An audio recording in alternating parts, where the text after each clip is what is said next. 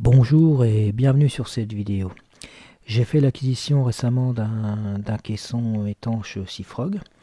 Avant de l'acheter, moi j'ai cherché longuement sur des sites en France et en Europe, mais bon, j'ai pas trouvé ce que je voulais. Alors du coup, je suis allé sur le site du fabricant et là j'ai découvert qu'ils avaient vraiment toute une gamme de caissons, mais en particulier pour les APC Sony, les 6000, 6300, 400, etc.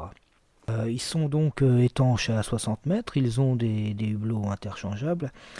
Moi, ce qui m'intéressait justement, c'était de pouvoir changer d'objectif pour varier ses prises de vue. Passer du macro au grand angle, c'est quand même vachement intéressant. Ils ont aussi un système avec une roue crantée qui est au diamètre de l'objectif. Pour zoomer, par contre, il n'y a pas moyen de faire la mise au point manuellement. Ils n'ont pas de système prévu pour ça, et ça, c'est bien dommage. Du coup, j'ai fait ma commande, et en 6 jours, le colis était chez moi, dans ma boîte aux lettres. Alors, quand j'ai ouvert l'emballage, ce qui m'a vraiment étonné, c'est la grosseur du caisson. Par rapport au petit à 6300, quoi. C'est un tout petit appareil, et là, c'est un caisson qui est vraiment énorme, hein. Ça paraît disproportionné. Alors, et le hublot, alors, il est énorme. Alors moi qui aime bien être discret sur un bateau quand on va faire de la plongée, alors avec ça, ça fait très photographe professionnel, hein, qui a dépensé plusieurs milliers d'euros dans un caisson, ce qui n'est pas du tout le cas parce que c'est un caisson qui est quand même plutôt bon marché. Sinon, quand je l'ai pris, je l'ai trouvé lourd, très lourd. Les parois sont vachement épaisses, c'est bien fini, ça donne une impression de qualité, hein. J'étais plutôt agréablement surpris, hein, par ça. À l'arrière du caisson, le hublot pour l'écran est en verre avec un pare-soleil qui se fixe dessus. Il y a aussi un œilleton qui est assez gros pour le viseur. Toutes les touches sont accessibles et correspondent bien avec celles du boîtier. La fermeture du caisson se fait avec deux grenouillères, une de chaque côté, avec une petite sécurité qu'on rabat dessus pour éviter toute ouverture intempestive. Il y a aussi sur le dessus un bouchon à vis qui permet, quand on le retire, de pouvoir fixer à la place une pompe à vide pour tester l'étanchéité. Et voilà, donc j'ai fait le tour du caisson et il n'y a plus qu'à aller le tester.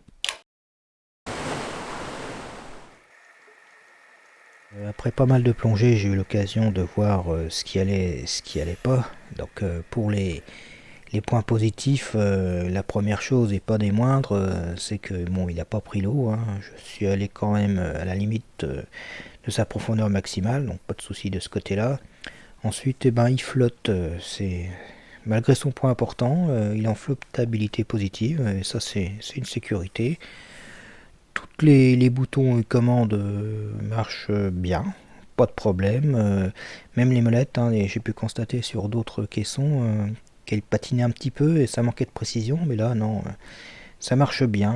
Le zoom, pareil, hein, la roue crantée va bien, il n'y a aucun souci, rien à redire là-dessus. Pour les points négatifs, hein, il y en a quand même. Déjà, il manque un cache-hublot, une protection, hein, pour le hublot, parce que sur un bateau, quand même, le matériel il est maltraité, hein. On passe le matériel à des gens, ils font pas forcément attention, puis c'est exigu, il n'y a pas de place. Voilà, donc moi il y a une grosse rayure sur le côté. Bon, ça gêne pas dans le champ de vision, heureusement. Ensuite, il y a ce pare-soleil là de l'écran là qui tient pas du tout. Moi j'étais obligé de mettre du gaffeur. Euh, Sinon, ils avaient mis une petite dragonne là, qui va pas bien, qui est trop courte. Ça, c'est pas terrible. Il y a aussi la protection de l'œilleton, un petit bout de plastique là, et bah, il est parti. Et sur un coup de chance, j'ai retrouvé. Ça tient pas du tout. Quoi d'autre encore? Ah si, ce que j'aimais pas du tout aussi, c'est pour la mise en place du boîtier dans le caisson. En fait, il faut bien viser, il faut mettre sur position on le boîtier. Et il faut bien viser pour qu'il aille pile dans un tout petit logement qui est tout au fond et c'est vraiment pas évident. Et on voit pas trop et une fois qu'on a fermé si jamais il est mal mis, une fois qu'on a fermé le caisson, ben on s'aperçoit qu'on peut plus éteindre le boîtier. Donc ça, il faut recommencer la manip, rouvrir le caisson et recommencer. Ça c'est un peu embêtant. Et puis ce que j'aimais pas trop aussi, c'est ce petit bout de plastique, une cale sur le côté en haut à gauche là qui s'en va, qu'on a vite fait perdre aussi. Je trouve ça pas terrible. Sinon, bah si, j'ai eu d'autres problèmes avec la buée. Alors le capteur d'humidité est vraiment très sensible, hein. J'ai eu un peu de buée, il bipait tout le temps. C'est assez angoissant, quoi. On savait pas trop, je savais pas trop s'il y avait beaucoup d'eau dedans ou quoi, mais en fait c'était juste la buée. Bon, il a sonné en permanence. C'est assez angoissant comme truc. Donc, en conclusion, pour moi, ce caisson a un très bon rapport qualité-prix. Il est très modulable, il permet d'accéder à une grande qualité de prise de vue pour un budget qui est quand même raisonnable, hein. Si on compare aux tarifs affichés par les autres fabricants, il y a quand même une grosse différence au niveau du prix, hein. Donc voilà, si vous voulez voir une de mes vidéos, bah, c'est juste là au-dessus. Et en espérant que cette vidéo vous a éclairé ou aidé dans votre recherche. Donc au revoir et à bientôt.